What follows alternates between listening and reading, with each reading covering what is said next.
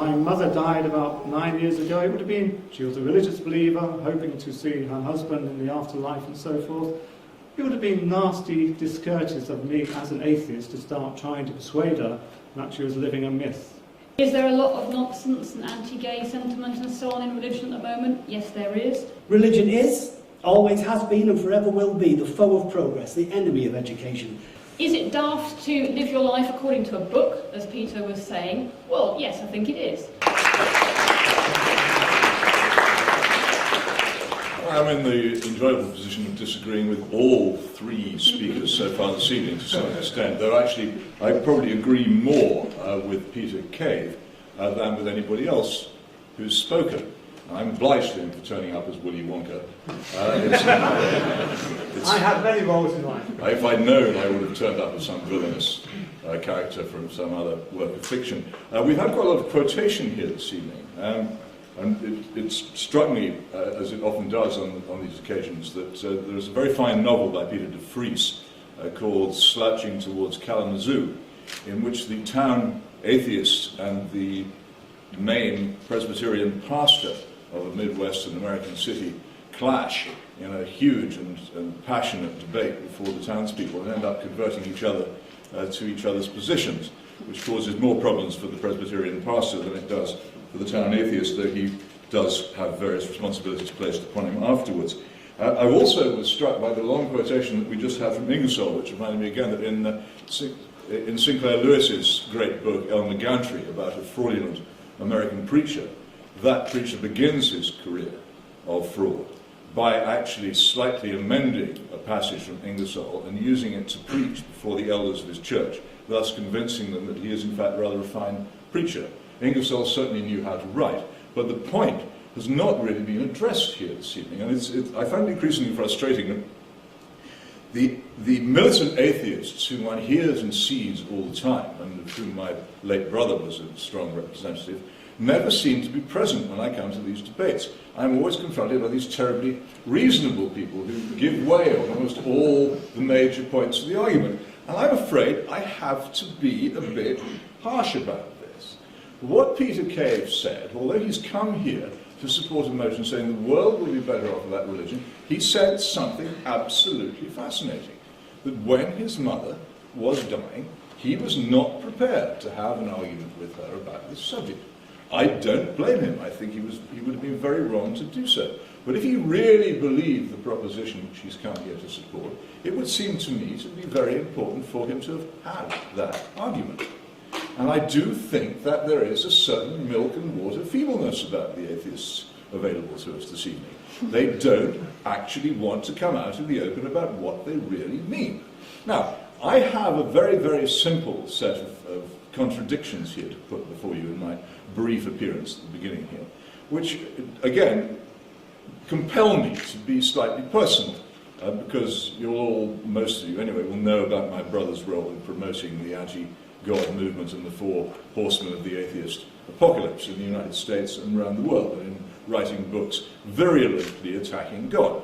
Now, what interested me about that was, apart from the fact that I thought that his book was not intellectually terribly respectable, was that he was absolutely lauded to the skies by very large numbers of people in the modern world, in modern America and in modern Britain, for the book about atheism. In fact, I remember Sarah Sands, now editor of the London Evening Standard newspaper, saying that she didn't really mind about my brother's support for the war on Iraq and the foreign policies of the Bush government because of what she called his glorious atheism. Now, it seems to me that here you have a very interesting point. My brother lent himself, and you wouldn't object to me saying this, lent himself very much as a supporter of power, the exercise of power, earthly power, in what he believed to be a good cause. He was prepared, and quite openly, because he was uncompromising about this, to defend all kinds of extremely violent actions, including the extraordinary assault upon the city of Fallujah, as part of what he believed to be a righteous move to bring democracy and freedom to the Middle East, and he didn't really mind about the consequences. Now, the people who forgave him for this well, why was it that they, who would presumably normally regard themselves as the kind of people who from their teens upwards had loathed the Vietnam War and Henry Kissinger and every exercise of American foreign policy, why could they find it in their hearts to forgive him for this position because of his glorious atheism? My theory has long been that it is because the real issue for most people in the modern world is not actually about altruism of any kind. It is about the pursuit of what I call selfism. Fundamentally, if you're on the right side in the great arguments about sex, drugs, and rock and roll, you can be forgiven anything. If you're on the wrong side, you can't, and I'm living proof of this. I actually opposed the Iraq War, which should have made me friends among the left, but because I'm not in favour of sex, drugs, and rock and roll, it didn't get me any friends over there at all. They continued to loathe and despise and hate me. What was really important? The dead people littering the streets of Fallujah, or their rights to behave exactly as they wished in prosperous, modern Western societies. The fundamental difference between the religious position and the non-religious position, and I'll be specific here, I haven't come here to propose religion in general, I come here specifically to defend the branch of Anglican Christianity represented by the 1662 Book of Common Prayer, to which I subscribe. I have a lot of criticisms of Islam. The religion which I come here to defend is a religion of love. And it's a religion which actually states specifically that love is the opposite of power. That the human race, unless it turns in that direction, will find itself doing very, very serious harm to itself over and over and over again in generation after generation after generation.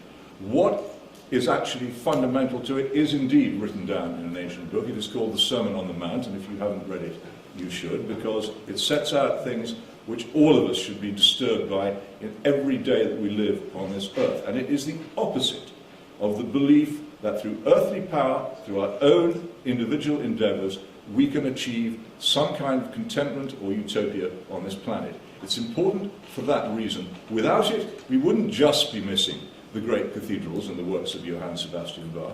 We would, in my view, be missing civilization completely. It would not exist. And that is why the proposition remain, as they always have been since the birth of the human race, under whatever circumstances, the beginning of this planet, and whatever circumstances they were, and we do not know, they will always be, as they are now, and as they will be tomorrow and in the future, wrong.